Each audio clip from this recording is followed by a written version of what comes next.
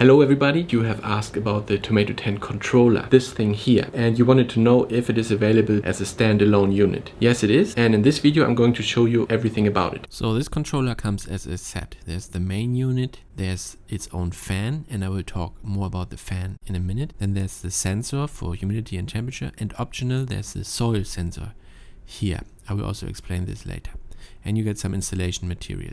I will now install this in a big grow tent, the one behind me. Firstly, I'm hanging the fan in there.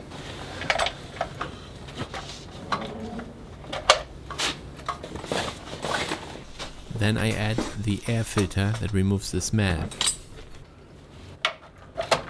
Air filter, fan. Now we need a piece of duct to connect this.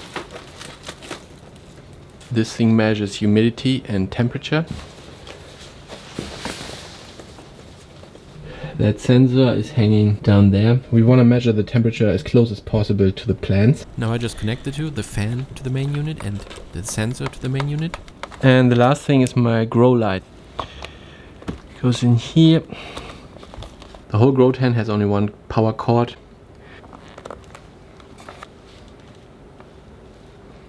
So now it has power.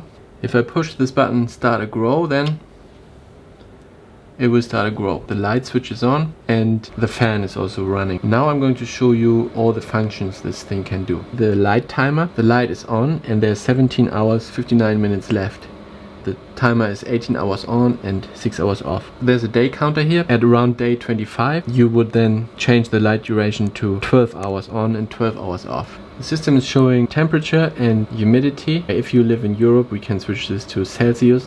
A good range for cannabis to grow is between 66 to 77 degrees Fahrenheit. The system tries to hold that temperature by adjusting the fan speed. If it gets too hot, the fan will run faster. Same is true for humidity. It tries to hold at around 65%. This is the sensor, which is usually inside the grow box. I'm just gonna put it in my hand and I warm it up.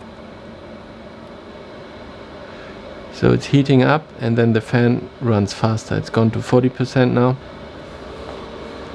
45%. If I wanted to, I could also manually change the speed. So let's say I want full power, then I can put this to 100%. The Tomato 10 controller comes with its own fan, is the small black one here on the left. And for comparison, I'm also showing you a big standard hydroponic fan that's typically used. You can see the Tomato 10 fan is a lot smaller. And it is also a lot lighter than this big heavy fan, and it would be very easy to think that the small Tomato 10 controller could never be as strong as this big one. So I'm measuring both here. I'm using this scientific instrument called anemometer, and this thing measures airflow. I'm measuring cubic feet per minute. So let's start with the big one here. 182, 175, 187, 190, 194, 199. So I'm writing down 195 cubic feet per minute.